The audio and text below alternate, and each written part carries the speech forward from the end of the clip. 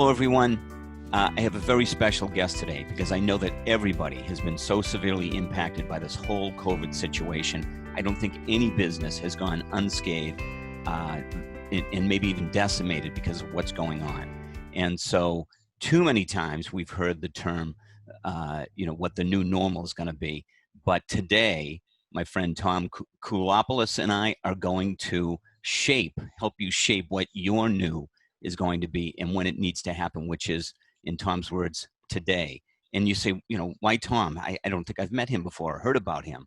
Let me use my notes. He is the president and co-founder of the Delphi Group, a Boston-based think tank and technology management advisory firm, which was named one of the fastest growing private companies in the US by Inc. magazine. Now, not only that, I don't want to call him a writer. He's written 13 books, so he knows what he's talking about. He started 4 businesses, and each one was started during a severe economic downturn, which I think we can all relate to now. And he just started his 5th. So, Tom, Hey, great Steve. to have you here, pal. Good to be here. I know you're going to be a great resource and inspiration for all of us. Why, during these economic downturns, do you get excited and say, "Oh, this is great! I should start a business"? Which is the complete opposite of what intuition would tell you, right? We should hunker down when things are uncertain. Look, what life has taught me, if nothing else, is that times of uncertainty also create enormous times of opportunity. That doesn't mean it's easy to find the opportunity. In fact, it's pretty tough to find it, but it doesn't mean that it's not there.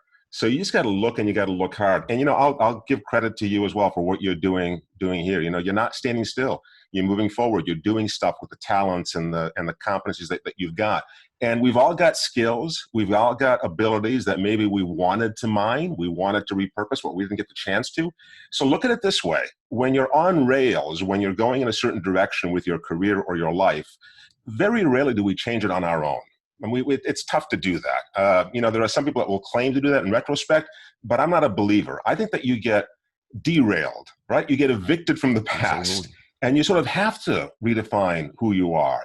And while we don't like it, no one wakes up in the morning and says, "Hey, disrupt me today. Throw some uncertainty at me. Throw a pandemic at me. I need it." No one does that, right? And we'll never do that. And we're human beings. We want certainty. We want predictability. But yet when it happens, that's when we experience the greatest growth personally, professionally, as a society. And it's tumultuous. It sucks. It's awful. But yet that's when we grow. So, take advantage of the situation while it's here. A crisis is a terrible thing to waste, as someone once said. Someone much wiser than me once said. And in the midst of chaos lies opportunity, is a saying I heard many Always. years ago, and love that. So look for that as well. And what are the 3 approaches you would take to help people start forming that positive attitude? So it's a great question, first of all. I'm not sure if there are 3 or 4 or 5 or 2, but let's start down that road and see what we end up with, right? The first, I know there's at least one, and that is, ask yourself, I think one of the toughest questions you can ask yourself in life, which is, what am I absolutely better than anyone else at? That sounds arrogant. It's not meant to be. It's meant to be an honest assessment. So if you were to look at you as an outsider and say, what this person is best at throughout their entire life, from the time they were 3 years old, this is what they've been really, really good at. What would that one thing be? And be careful. Don't use terms that you might use to describe your career or your job. Don't use the things that you maybe have associated with who you are superficially. Really dig deep and figure out what the hell is it that makes you different than anyone else. The people that really do well in this life are folks that add value to other people, right? They're not in it for themselves. They get stuff out of it for sure, but they add value to other people. So again, what you're doing right here, you're adding value to other people, giving them airtime, giving them a reason to celebrate themselves. How do you make money out of that? Who the hell knows? But you know what? It's an opportunity that plays to your core competency. It adds value for others, and somehow that'll open doors. The third one is probably, are there things that I've always wanted to do that I haven't because I've been on those rails? And what would that look like if I could do those? Because you know what? Right now, a lot of folks aren't doing much of anything. Mm-hmm.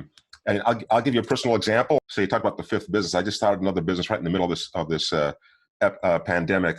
And I got together with a few of my partners to build this thing. And I had forgotten. I was amazed at how many people told me, this is shit. This will not work. This is the stupidest idea. Don't do this. Someone else has done it. Why hasn't someone else done it? It was one after another, continuous reasons why I shouldn't do it.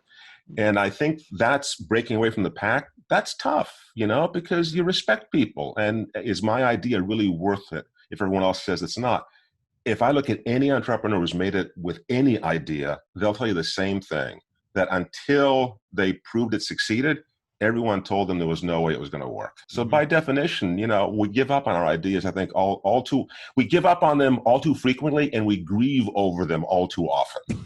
The 3 points about building Inc. 500 company: welcome the challenge, don't fly solo, and be your customer. The second one of those is the most important, because all too often when we see a successful person, we say, he or she did it on their own. They're a self-made person. And I've had the pleasure and the luxury to work with folks that are at the top of the game, billionaires in the tech industry.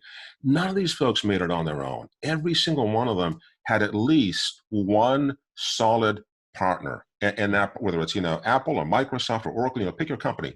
In all these cases, and many, many more, there was a partner, and there's a reason for that. The first is that you need to check yourself. We all get a little too full of our own ideas sometimes.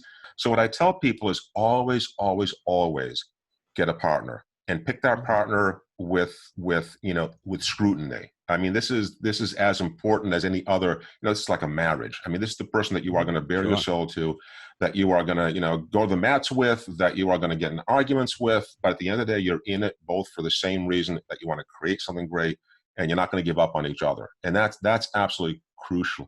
But what I'm telling people is, don't wait for the new normal. Pretend this is the new normal, right? What would this feel like if you were to do this for 24 months or 48 months? And no one wants to ask that question. But try it on for size. What would that mean to you, to your career, to your household, to your kids, your relationships? And I think if you figure that out, anything that happens beyond that is gravy, wonderful.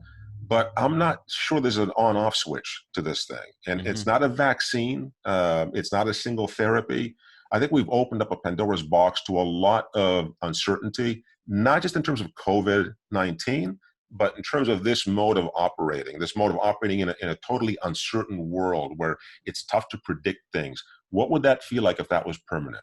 And as tough of a question as that is to ask, I think the answer is really important individually as well as organizationally and socially. What if this is right now? This is the new normal. What does that mean?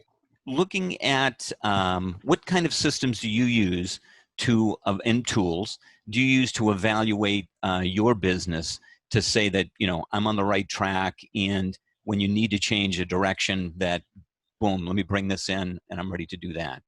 Well, that's a really great question. So I wish there were tools, methods that were that precise to be able to do that. What I have found, quite honestly, is that it is more often a function of finding a gaping hole that, for whatever reason, people simply haven't addressed. They're either too frightened to address it, or they just don't see the need, or the need is too embryonic, it's evolving, and they don't think it's going to evolve fast enough. Thank you so much for the time. As I said to you earlier, I could go on all day. It's always great fun talking with you, and thank you for taking this time. It was fun. Thank you, Steve. You're doing some great work here. I really enjoyed it. I appreciate your time here. Thank you. Glad to have you a part of it.